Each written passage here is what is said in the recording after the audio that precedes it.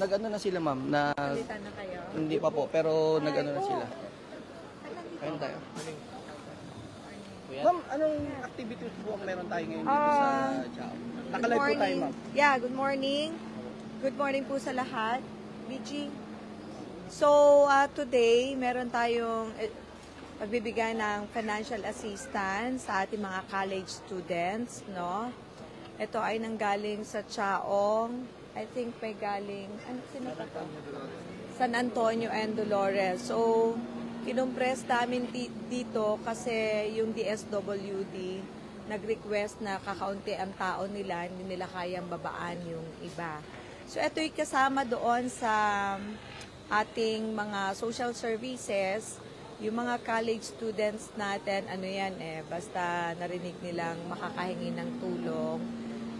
But for provincial government kasi, like nung 2022, mga around 30,000 plus yung bata na nakakuha ng financial assistance. But yung sustainability is a problem, kaya tayo ay nagpapasalamat kay Secretary Rex Gatchalian kasi siya yung nagbibigay ng tulong sa atin whenever draining yung fund.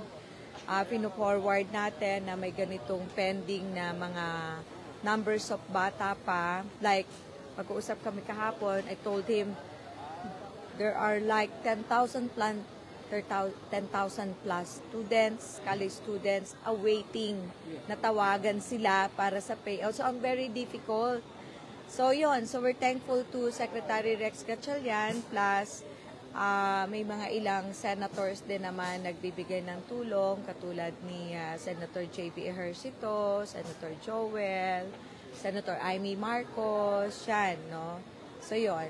Ma'am, samantalahin namin yung pagkakataon nung isang araw po nasa event po kayo ni Pangulong Ferdinand Bongbong Marcos. Ma'am, ano po yung ginawa natin dito kasama yung mga mayor natin? So, we're thankful kasi yung PCSO, usually ang mga mayors, naglalakad yan para makakuha ng ambulance, land ambulance. So, si Pangulo ay nagbigay ng instruction na bigyan na lahat ng municipal government. Kaya, all in all, for Quezon, 41. May batches lang yata. But lahat ng bayan sa Quezon ay makakatanggap nitong land ambulance. So, malaking tulong sa atin kasi ang burden ng ambulance nasa provincial government Kasi tayo yung nag-ooperate ng 87 land ambulance. Kulang talaga. So malaking tulong yon sa paghahatid ng mga pasyente doon sa mga facilities na kailangan nilang puntahan. Ma'am, nakita rin ng mga kababayan natin na bumisita po kayo sa Senate, ano? Yeah. So it's a yearly na gawain natin.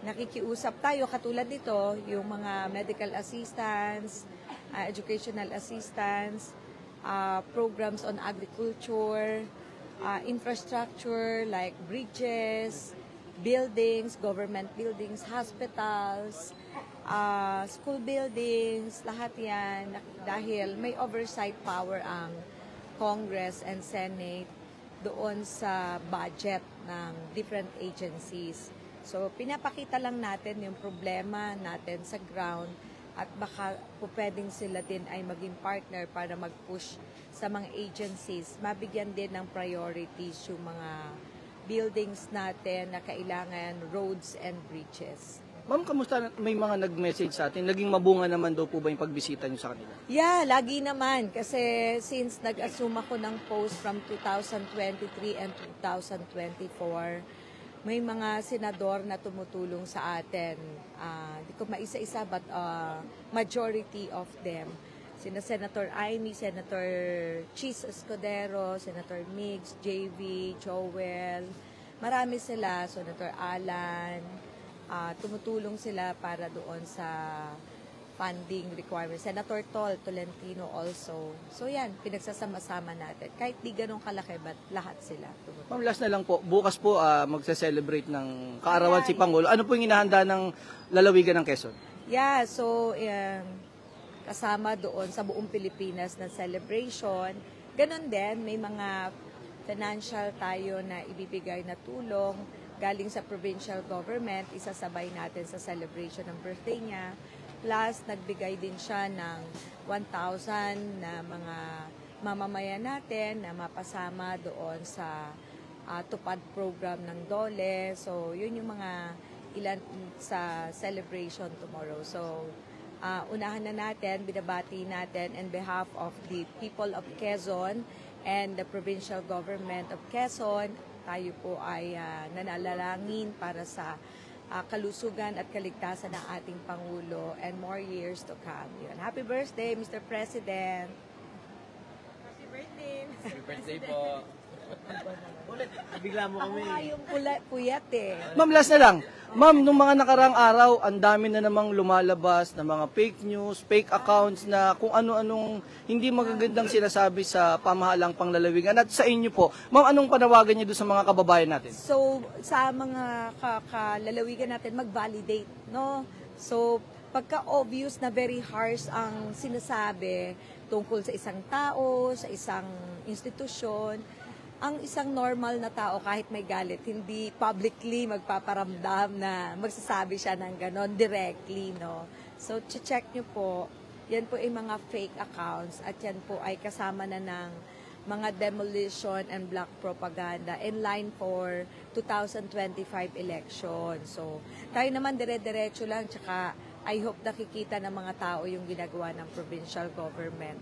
Yung services talaga, as much as possible, binababa namin. No? So, maging vigilant sila pagdating po doon. Okay? Maraming salamat po, ma'am. Yeah. Ma'am, tuloy-tuloy po tayo sa live. Thank you po, ma'am. Let's go.